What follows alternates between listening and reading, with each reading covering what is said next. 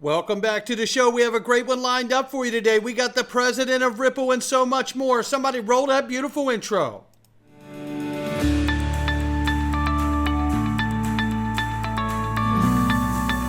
Digital Perspectives with Brad Kimes. Come on in.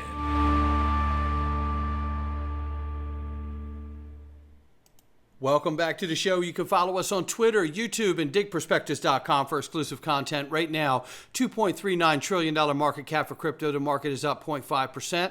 61,400 plus for Bitcoin, 3,300 plus for Ethereum, 112 plus market cap, $billion market cap for Tether. And we see USDC 32.8. And where will Ripple USD be? We'll find out soon.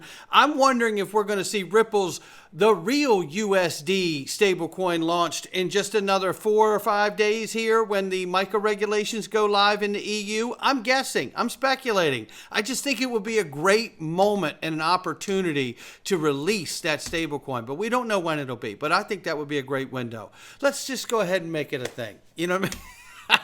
47 cents for XRP. We're off by 0.4 on the 24-hour, and we're off by 3.7 on the 7-day. Why let USDC get all of that pushed market cap coming off of USD Tether once the EU regulations come in? Let's have that real USD from Ripple launch so it can get some of that market cap. 48 cents right now is where we're at, ranging between 47 and 48 cents. We have a chart for you to look at before you get out of here, and you're going to love it.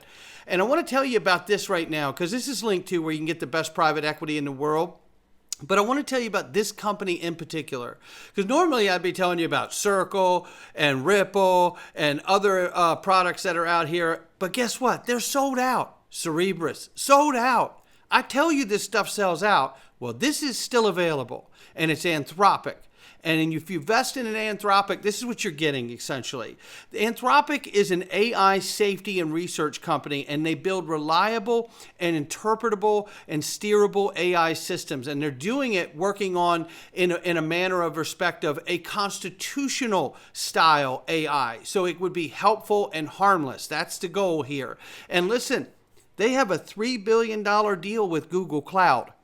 Come on in. Yeah, let me tell you something else. Amazon's going to invest $4 billion. So when you invest in Anthropic, this is what you're investing alongside with and the kind of things that are happening for Anthropic. So I wanted you to know that. All you have to do is click the link below to get started. Sign up, register. It takes less than 5 minutes to sign up and register and fund your account. It's super, super easy. They've made it so easy to do, and they brought you the best opportunities in private equity. There's no question. Click the link below and check out my sponsor. Before that's gone, all right, public service announcement and public announcement service, because I put PAS instead of PSA. My one finger typing has got a lot left to be desired. I'll tell you that. But nevertheless, not this guy. This is John Deaton, ladies and gentlemen. And you do not have to live in Massachusetts to donate to John Deaton. We are just 5 days left until the end of the quarter. And he knows he can beat Elizabeth Warren. And I know that he can beat her too. And if you donate, you don't have to live in Massachusetts to donate. Just give what you can. $5, $10, $20, it doesn't matter. This all adds up. And listen, this is not just one of the most important elections when it comes to crypto. This is an important election for our country. Senator Warren has become a political hack that is pushing special interest in big banks above the people in her own state, let alone the country. She is doing the bidding to help suppress this innovation, so not only we're all harmed, but the reality is it keeps the United States from being a leader in this fourth industrial revolution. This is equivalent to as if Senator Warren was trying to stop us from participating in the internet itself. Please do what you can. This matters. It really matters. And here we have a follow-up to what we talked about yesterday. We were looking for help. The Federal Reserve breached because the hackers claimed they had. They have still yet, and the claimers or the scammers and who have said they've done this, the hackers, are called Lockbit. This is an infamous Russian hacker group, but there's yet to be any evidence revealed that the hack has happened. So that's kind of where we're at still here. But again, as I said, whether this has happened or not, our system and infrastructure is absolutely antiquated and vulnerable. This is reason 1,000,001 why we need to change over to like XRP Ledger and DLT blockchain broadly. There's no question. And for anyone who's not getting what's going on in crypto and how massive it is in the political realm, Jamal Bowman has now become the next recipient of a pink slip. That's right. He's been sent home. A crypto critic in the political system has just been discharged. Dishonorable discharge. You can go home, Jamal. He tried to vote again. I'm working on my own Trump impression. Bear with me. I'm still trying to get the certain aspects of it. I really want to be able to get it so we can all have fun with it. But nevertheless, crypto critic who voted against the FIT 21 bill has just lost the New York 16th District Democratic primary to Westchester County Executive George Latimer. Pro-crypto super PAC Fair Shake was behind a $2 million ad spending opposing that, obviously. And look, here's what I got to say here. This is what the deal is. Heads up to any politician who takes a negative stance against crypto. To stand against crypto is to stand against U.S. innovation and the opportunity to be a leader in the fourth industrial revolution. You'll be looking for a job if you follow the ways of Gary Gensler and Senator Warren. And they're up next, too. The people of this country can smell appointees and politicians who are pushing a narrative for special interests and big banks. Believe it? Don't believe it. It's still true. Right here, oh goodness, boy, here's Gary Gensler, who's really getting everybody in the firing line here. I'm sure Jamal is probably not too big a fan of Gary Gensler this day. This is a field that the leading lights from a couple years ago are either in jail, about to go to jail, or waiting extradition. Think about it. This is that field. That's the field right now where the public has really been harmed. And there's significant non-compliance in the field. Oh, boy. Well, you know what? Here's what we know here. Brad Garlinghouse responded and said, absolute nonsense coming from Gary Gensler today. And this slander about all crypto executives going to jail from the man who completely missed FTX and actually cozied up to SBF and wasn't even invited to the Department of Justice announcement about Binance.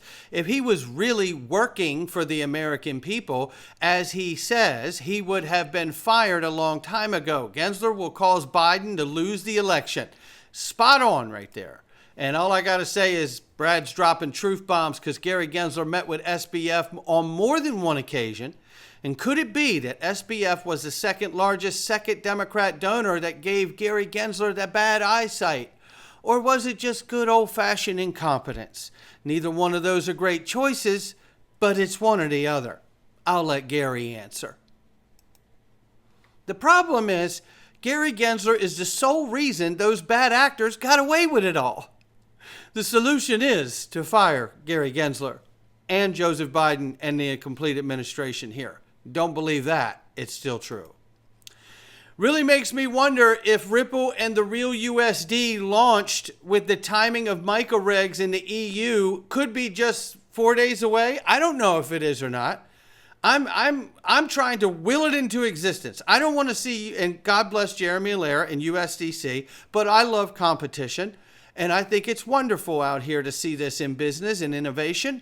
And this is exactly what we could see if Ripple would launch the real US dollar on July 1st when the EU regs go in place. I just think it would be timely and so perfectly put to not allow USDC to get all of that market cap from the EU once USD Tether on July 1st is no longer allowed as a stablecoin. I don't know what to say. We'll see what happens. Innovation's good. Shout out to Jeremy. Here's a great clip here. And look, there's an excellent interview with Monica Long. I'll be sharing highlights of that over the next couple videos and next couple days here. And this is a highlight that you're absolutely going to want. Help you understand how the real USD and XRP are going to provide solutions to specific use cases, especially in the most exotic corridors. Remember, if you've been with me for a while, I had Bob Way on the show, and we talked to Bob Way, and Bob Way explained this. We went through this in great detail about the exotic corridors, or where you begin to serve XRP as a role as a bridge asset, where the liquidity is harder to find. Let's take a listen to Monica here, and she lays it down. What sort of things can stablecoins do that XRP can't, and vice versa? It's a great question. We think of them as complementary and additive. In the context of payments and that part of our business, there are plenty of use cases where for the customer, actually seeing the transaction through in US dollars is what the customer wants, or it's just the most cost-efficient option. And when you think about major corridors like US dollar, euro, there's a lot of liquidity there. You don't really need a bridge asset like XRP. And that was the inventors of the ledger, the way that they'd always talked about. And, when I think back to the very early days of Ripple, what we had always talked about was the use case for a neutral cryptocurrency as a bridge asset. So like XRP in this case would be for in the future of the Internet of Value, there's going to be all kinds of things tokenized on chain. And you need an asset like that for really efficient cross-currency or cross-token settlement it's more the long tail. Let me simplify it. It's more the long tail of assets and currencies where the costs, when you think in the context of cross-border payments, you have different currency crosses between, a sub-Saharan African country and the Middle East or Europe. And the liquidity is not as great. The costs are very high. You could pay, north of 10% on that in fees for a payment like that. So that's where we see XRP having its role. In the context of developers, as another group, the US dollar has been the on-ramp for our whole industry, right? It's like it's the starting point mostly for any kind of buying cryptocurrency or other type of tokenized asset. It's a starting point for trading. And that's where within XRP Ledger, and we still think there's so much more upside potential for the XRP Ledger's DEX, the decentralized exchange.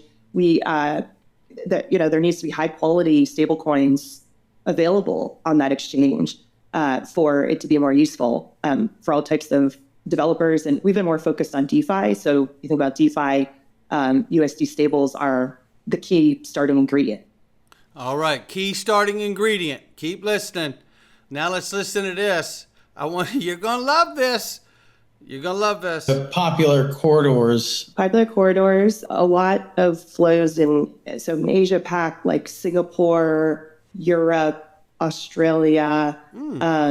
Still plenty of demand driven out of the US dollar. As our decision to launch a stablecoin, a US dollar stablecoin more specifically this year. Yeah, so a lot of the growth has been kind of in those key corridors. Those key corridors. Australia being one of those key corridors. Shout out to XRP Drops for that. Now I want you to listen to what they're saying here about ACH payment systems. Australia Payments Network CEO Andy White. I want you to hear about it.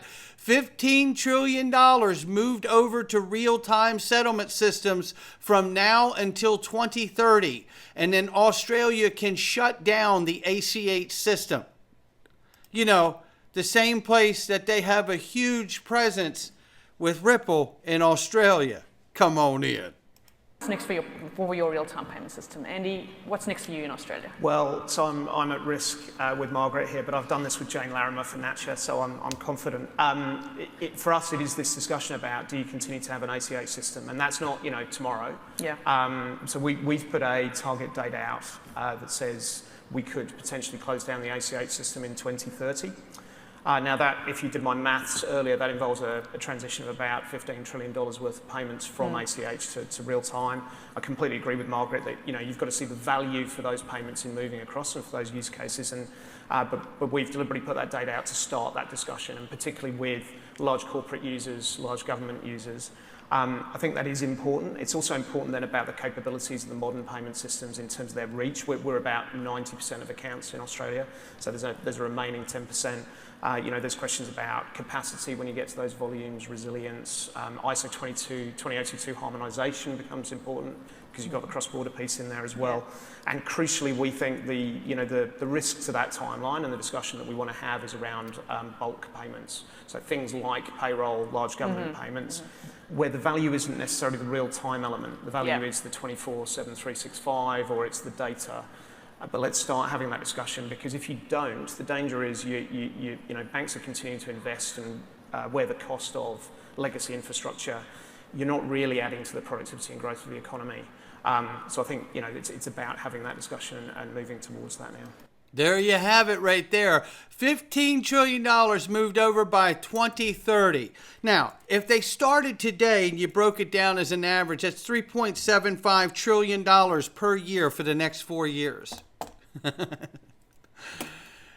My point being, there's only 6 months less than this year, and we don't know that a dollar's been moved over at this point.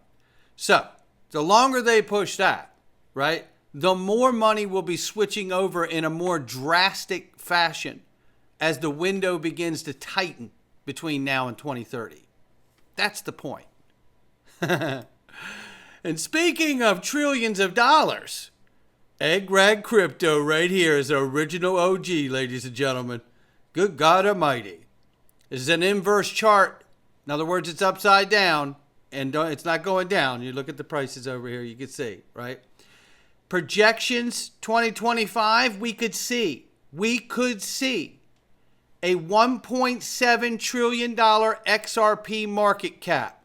Funny enough, we all want to know, well, what does that mean in price? Well, according to Grok, ladies and gentlemen, what would the price be if it reaches $1.7 trillion market cap? And if it reaches a market cap of $1.7 trillion, we can calculate price per XRP by dividing the market cap by the total supply of XRP. Assuming the total supply of XRP is 100 billion, which it is, as per the current circulating supply, the price per XRP would be $17. So that really works out to $1 per 100 billion, right, is what I'm seeing right here, and $10 per trillion is the scale being used by Grok here. That's what we're seeing so far. So, if we hit that 1.7 trillion, we could be staring down the barrel of a $17. How about that? And I don't have a problem with that at all. And more importantly, the interesting thing about all of this is that, more importantly here, that adoption would probably make sense to me at that level, because you're really talking about introducing a stablecoin and all the custody that they've built into their offering. So it's a one-stop solution.